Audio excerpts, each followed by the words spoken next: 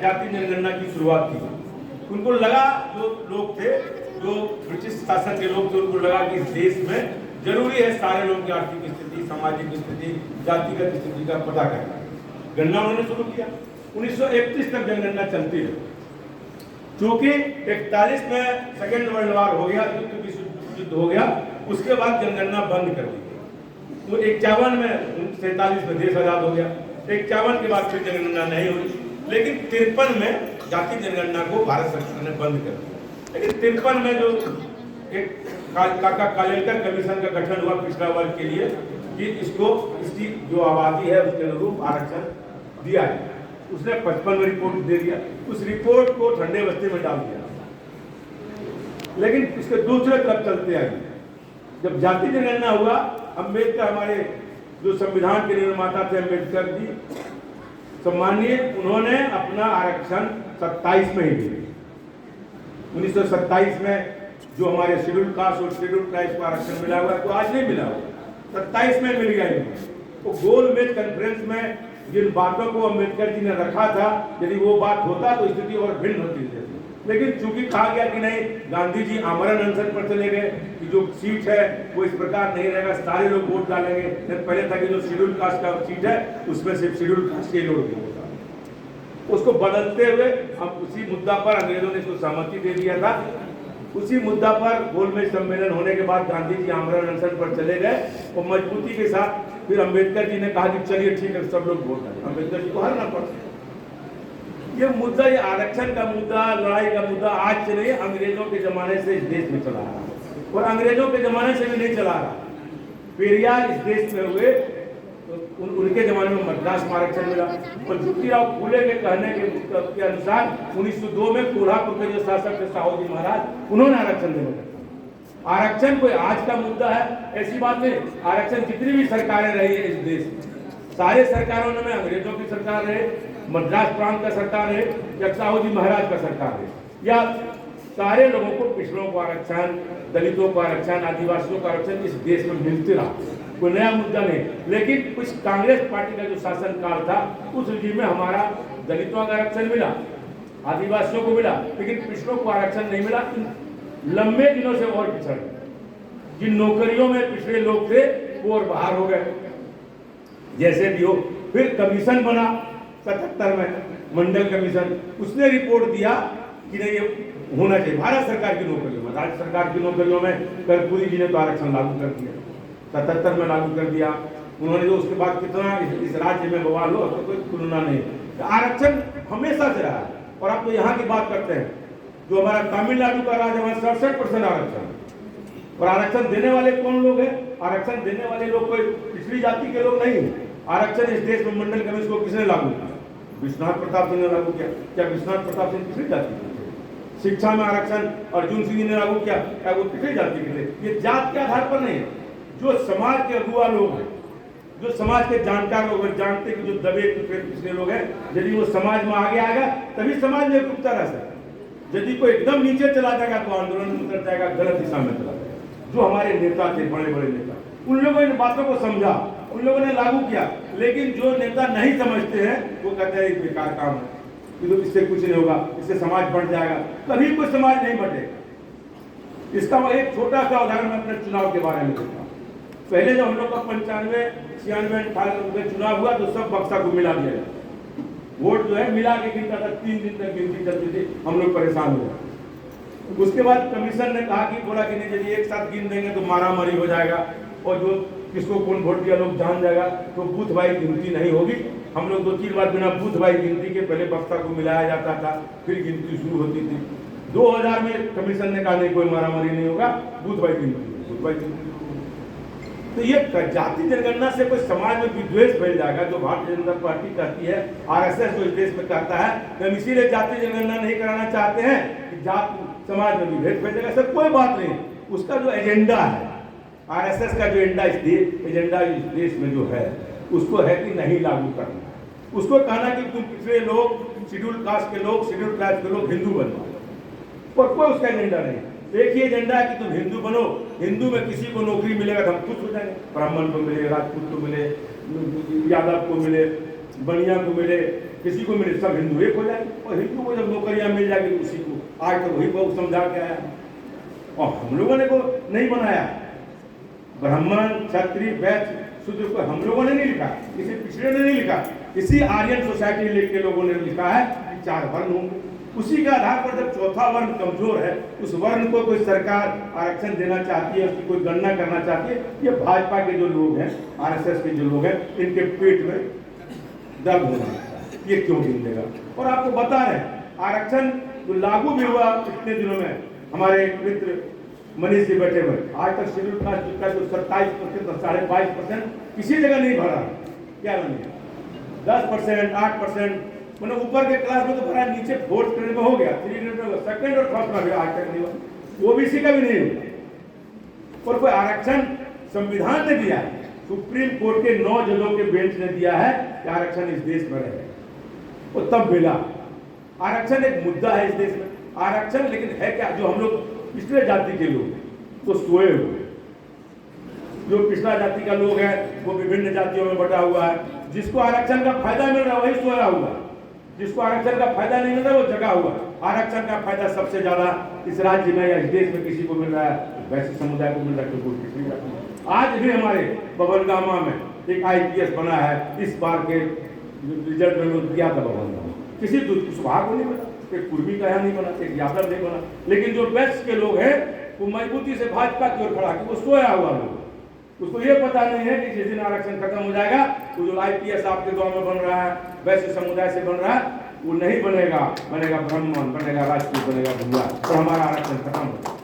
ये लड़ाई इस बात की है, लड़ाई ये नहीं है कि कौन क्या है, समझना पड़ेगा, जागना पड़ेगा। हमारे सम्मान्य गृह मंत्री ने मुजफ्फरपुर में कहा कि 2 जातियों को बढ़ा के गिना गया, किसको भाई, यादव और मुसलमान को। समझ में नहीं आता कि जाति कहां से आ गई, तो पिछड़े वर्ग की बात है। और हम लोग सब जानते हैं पंचायत में आरक्षण माननीय नीतीश कुमार जी ने दिया, किसको दिया, यादव को नहीं दिया, कुशवाहा को नहीं दिया, कुर्मी को नहीं दिया, कहाँ हम लोग खुश हुए, हम लोग तो खुश हुए कि चलिए हमारे अति पिछड़े भाइयों को माननीय नीतीश कुमार जी ने आरक्षण दिया, हम लोग सारे खुश हुए। कहाँ विरोध किया, क्यों माननीय गृह मंत्री जी कह रहे हैं कि विभेद फैलाने का काम, मेरे में कोई विभेद नहीं है। पिछड़ा का कौन आदमी मुखिया बनेगा, कौन आदमी सरपंच बनेगा, कौन आदमी IPS बनेगा, कौन आदमी SP बनेगा, कौन आदमी कलेक्टर बनेगा, कौन BDO बनेगा, कोई विभेद नहीं है। हम चाहते हैं पिछड़ा का बने, आपको क्या पता, आप क्यों इन पिछड़ों में विभेद कराने का काम करते हैं। तो ये बात का मुद्दा। अब ये मुद्दा नहीं कि कौन MLA बनेगा, कौन MP बनेगा, क्या करेगा, कि जो भारतीय जनता पार्टी चाहती है कि पिछड़ा में भी विभेद करा दो, अति पिछड़ा कर दो, तुम्हारी गिनती, अरे हमारी गिनती ज्यादा होगी तो क्या हो गया। यदि आरक्षण का लड़ाई सबसे ज्यादा इस देश में किसी ने लड़ा है तो हमारी जाति ने लड़ा है, यादव लोगों ने लड़ा, क्योंकि हम आपके बड़े भाई हैं, हमारी आबादी बड़ी है, हम नहीं लड़ेंगे तो कौन लड़ेगा, हम लड़ते हैं आपके लिए। लेकिन मैंने कब कहा कि मुझे नहीं मिला कि बंद कर दीजिए। और अब जानते हैं जब हम लड़ाई लड़ते हैं, इंटरव्यू बोर्ड में बैठने वाले लोग हैं वो पुलिंग वर्ग के लोग, तो यदि बराबर का नंबर हम लोग को एकदम नहीं देता, हम लोग सबसे पीछे चले जाते हैं। लेकिन उसके बाद हमें कोई मलाल नहीं हमारे नेताओं, जितने हमारे नेता हैं, शरद जी, लालू जी, मुलायम जी, जितने नेता हुए सबने कहा कि इस देश में आरक्षण जरूरी है। और आरक्षण जो मुद्दा है ये बड़ा मुद्दा है। और हमारे नीतीश कुमार जी ने जो काम किया 1981 के बाद, यदि इस देश में 1881 के बाद इस देश में किसी ने जाति जनगणना कराने का हिम्मत किया है, उसका नाम नीतीश कुमार है, इसलिए हम लोग नीतीश कुमार को बताएंगे। तो जब ये मुद्दा आ गया है, ये दल से हट के है, सारे पिछड़े वर्ग के लोग, सारे अकलियत के लोग, सारे शेड्यूल कास्ट के लोग, शेड्यूल ट्राइब्स के लोग सब एक जगह खड़ा हो गए कि नहीं आरक्षण होना चाहिए। और जो भारतीय जनता पार्टी जो यूथ फॉर इक्वलिटी बनाया है देश में, वो सुप्रीम कोर्ट जाता है, हाई कोर्ट जाता है, विरोध करता है। ये उसका एजेंडा है, ये RSS का गुप्त एजेंडा है, भारतीय जनता पार्टी का गुप्त एजेंडा है कि हम नहीं करेंगे इस काम को। लड़ाई इस बात का है। अब कौन किस दल में कल था, और आपको बता रहे हैं 1990 में जब हमारे सम्मानीय देश के प्रधानमंत्री विश्वनाथ प्रताप सिंह ने आरक्षण दिया, बिहार में चुनाव हुआ था, 54 सीट में से 52 सीट हारा था कांग्रेस पार्टी, क्योंकि उसने आरक्षण का विरोध किया था। हम जानते हैं उसी जागृति आपको लाना पड़ेगा। आज भारतीय जनता पार्टी छुपे रुस्तम से मेरा आरक्षण का विरोध करे, वो झूठ में हम लोग को मंदिर के मुद्दे में फंसा के हमको चाहता कि तुम उस दिशा पर जाओ, तुम सोए रहो पिछले लोगों, मुझे मलाई खाने जागना पड़ेगा। यदि आप नहीं जागेंगे, ये आरक्षण आपका नहीं बचेगा। अगला बार जो भारतीय जनता पार्टी की सरकार आई इस देश में, निश्चित तौर पर आरक्षण तो ऐसे खत्म कर दिया, सारी नौकरियों का निजीकरण किया। रेलवे में जितनी नौकरी है सबका निजीकरण। जब नौकरी ही निजीकरण हो जाएगा तो आरक्षण रहेगा। बहुत बड़ी लड़ाई है, ये लड़ाई कोई छोटी मोटी नहीं है। मैंने लोकसभा में भी इस मुद्दा को उठाने का काम किया था, मुझे 2 मिनट का समय मिला। मैंने 2 मिनट में कहा कि आप देश को गिन सकते हैं, गाय को गिन सकते हैं, आप पिछड़ा जाति को नहीं गिन सकते हैं। आप जो कहते हैं मैं पिछड़ा का प्रधानमंत्री हूँ, आप घोर पिछड़ा विरोधी प्रधानमंत्री। इस देश में जो नरेंद्र मोदी जी कहते हैं मैं पिछड़ा का प्रधानमंत्री, वो पिछड़ा का प्रधानमंत्री नहीं है, वो घोर विरोधी पिछड़ा प्रधानमंत्री है। और वो आरएसएस का प्रधानमंत्री है, वो भाजपा का भी प्रधानमंत्री नहीं। आरएसएस जो उसको गुप्त एजेंडा देता है, नागपुर से कंट्रोल होता है, कंट्रोल आरएसएस का है, नरेंद्र मोदी का कुछ नहीं करता। जितनी भी बहालियां हो रही हैं प्रोफेसर में, लेक्चरर में, लेटरल में, जिन बहालियों को बिना रिटन एग्जाम के होना है, सिर्फ इंटरव्यू पर होना है, उन सारी बहालियों में आरएसएस जो सूची भेजता है उसी सूची से बहाली होती है। इस बात को मैंने जब लोकसभा में कहा, लोकसभा के जो हमारे सम्मानित सदन जो हमारे सभापति होते हैं उन्होंने कहा आरएसएस का नाम नहीं ले सकते। क्यों नहीं ले सकते? जब आरएसएस सूची यूनिवर्सिटी को भेज सकता है, आरएसएस के कहने से बिना पढ़े लिखे लोगों को नौकरी में प्रोफेसर बना सकते हैं, लेक्चरर बना सकते हैं, ज्वाइंट सेक्रेटरी बना सकते हैं, तो क्यों नहीं हम बोल सकते हैं? इसलिए इस देश में साजिश चल रहा है। इस साजिश से आपको सचेत रहना पड़ेगा। इसी साजिश के लिए हम लोग सब एक जगह इकट्ठा हुए। वो लालू जी, नीतीश जी या जो इंडिया गठबंधन बना उसको सब लोग मिलकर लग रहा है कि किसी भी हालत में जो ये क्यों बन गया प्रधानमंत्री। इसने घोषणा किया मैं पिछड़ा का प्रधानमंत्री। नरेंद्र मोदी जी खुद बोले मैं पिछड़ा हूँ, अमित शाह जी बोले मैं पिछड़ा हूँ, जेपी नड्डा जी बोले पिछड़ा हूँ, सब लोग पिछड़ा करके पिछड़े को वोट करने का काम किया और आपको दिया कुछ नहीं, इसलिए सचेत रहे। राहुल गांधी जी ने भी कहा इन्हें इस देश में यदि हमारी सरकार बनेगी हम पिछड़ों की गिनती करेंगे, ये मेरा पहला मुद्दा। उसके पार्टी में भी विरोध किया लेकिन नहीं जुटाएगा। आपको जागना पड़ेगा, आपके लिए लोग लड़ रहा है, आपके लोग अपना कुर्बानी देने के लिए तैयार है, लेकिन जिस पिछड़ा को ये फायदा मिल रहा है, विश्वनाथ प्रताप सिंह आपके लिए क्या नहीं किया? इस देश में मुखिया का पद को छोड़ना नहीं चाहता। विश्वनाथ प्रताप सिंह ने अपने प्रधानमंत्री की कुर्सी को लात मार दिया, आपको आरक्षण दिया उसको। अर्जुन सिंह जी उसने शिक्षा में आपको आरक्षण दिया और उस आरक्षण को आरक्षण खत्म कर रहा है, बचा के रख पा रहे। इन दोनों के मरने के बाद किसी मीडिया ने देश में नहीं दिखाया कि लोग मरे, क्योंकि उन्होंने आपका काम किया। अर्जुन सिंह, विश्वनाथ सिंह प्रताप सिंह मर गए, किसी मीडिया ने नहीं देखा, उसका कोई जयंती भी नहीं मनाता अर्जुन सिंह जी और विश्वनाथ प्रताप सिंह करते। ये मुद्दा है। जिन लोगों ने पानी देना है, जिन लोगों ने आपके लिए अपनी कुर्सी दे दी, कुर्बानी दे दी, उसकी कुर्बानी को आप आज नहीं रखे, इन भाजपा के अडंबरों में फंस के अपना आरक्षण समाप्त कर। नहीं, मुद्दा है कि इस देश में दलित, आदिवासी, इन लोगों का जो अधिकार है वो बचे, अम्बेडकर के द्वारा जो दिया गया उसकी रक्षा हो। नहीं तो आने वाले दिन में हम लोग इन सब बातों को भूल जाएंगे। इतिहास की बात है। वोट का अधिकार आपको मिला, कुछ दिनों के बाद वोट का अधिकार, ये वोट का अधिकार खत्म कर रहा है। इलेक्शन कमीशन पहले क्या करता था कि हर साल बूथ का इलेक्शन होता था, कहाँ आपका बूथ बढ़े, नहीं बढ़ा रहा है।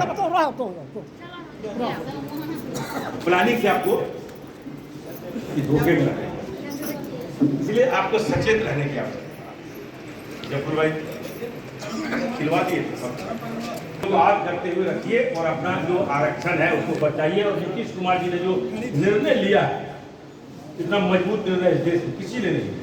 हम जानते हैं जब हम लोग 4 चुनाव में एमपी थे, सारे लोग लोकसभा में, सबने हम लोगों ने कहा कि आप जाति जनगणना कर दिए, बोला कर दिया, लेकिन पब्लिश नहीं किया, नुकसान कांग्रेस को भुगतना क्योंकि अब जगे हुए थे, आज सो रहे हैं। इसी उसी प्रकार जमी है जो पिछले वर्ष के लोग हैं, जाति भेद को भूलिए कि कौन किस जाति का है नहीं है। आपके लिए जो लड़ाई लड़ा गया लंबे दिनों में, उस लड़ाई को यदि आप जिंदा नहीं रख पाएंगे इन भाजपा के आडंबरों में, आरएसएस के चक्करों में, आने वाला इतिहास माफ नहीं करेगा। हमारे बच्चे को क्यों पढ़ाएंगे? यदि अपने बच्चे को पढ़ाए उसकी नौकरी नहीं लगेगी। हमारे बच्चे और बच्चियां आज पढ़ रही हैं, उसको नौकरी नहीं मिल रहा। नौकरी किसको मिल रहा है? जो आरएसएस का एजेंट। नौकरी किसको मिल रहा है? जो अखिल भारतीय विद्यार्थी परिषद का बदमाश। वो कोई पढ़ाई लिखाई करते बोलता, अब कहता कि नौकरी में बहाली करेंगे बिना पीएचडी। वो हेड का जब सब पीएचडी खत्म हो गया तो उसने यूजीसी में नियम लाया कि बिना पीएचडी के बात करेंगे। ये प्लान है इस देश में पिछड़ों को, दलितों को, अकलियतों को, आदिवासियों को नौकरी से बाहर रखने का। आप बच्चों को, बच्चियों को आप नहीं जानेंगे क्या फायदा। हम अपने बच्ची को पढ़ाएंगे, बच्चे को पढ़ाएंगे, उसकी नौकरी लगेगी नहीं, वो क्या करेगा पढ़ के। और एक नीतीश कुमार है इस देश में जिसने नौकरी दिया, 2 लाख नौकरी 140 दिन के रिकॉर्ड में दे दिया। और देश के इतिहास में देखा कि एक भी बगली को ये आरोप लगा सकता है, सुना है किसी को दम भारतीय जनता पार्टी वाले को या इस देश के प्रधानमंत्री को जांच करा के बता दे हमारे मुख्यमंत्री जो नौकरी दिया एक बेईमानी हुआ और खाली बेईमानी से नौकरी दे रहा है भारतीय जनता पार्टी। हमारे मुखिया ईमानदारी से दे। इसीलिए आप जो है इन बातों पर ध्यान देके आपको जागना पड़ेगा। और शक्ति कहाँ से मिलती है? नेता को, मुख्यमंत्री को, आपसे। यदि जनता जागरूक रहेगी 91 की तरह, जैसे 54 में 52 जीते थे, इस बार हम लोग 40 में 40 जीतेंगे। तो ये मुद्दा भी नहीं रह गया। मैं अपने तरफ से बता दूं, हमारे जिलाध्यक्ष महोदय ने कहा कि जदयू को सीट करने की कोई आवश्यकता नहीं।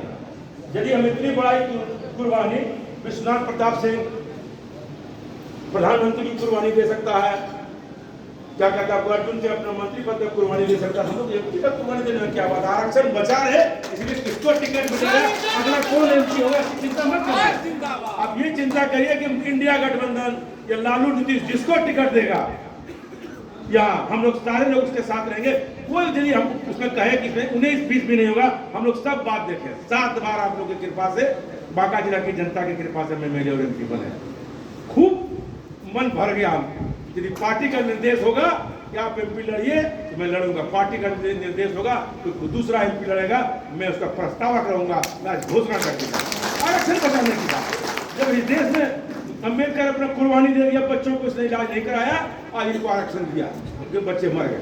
विश्वनाथ प्रताप सिंह ने प्रधानमंत्री की कुर्सी टुकरा दी, अर्जुन सिंह ने अपना मंत्री पद छोड़ दिया। क्या हम पिछड़ा वर्ग के लोग इतना कमजोर हैं? एक एमपी के लिए हम सत्ता से पार्टी से विरोध करेंगे? कतई नहीं करेंगे। इसलिए मैं बताता हूँ, हम किसी भी स्थिति में हम लोग एकजुट होकर 40 का 40 सीट जीतेंगे।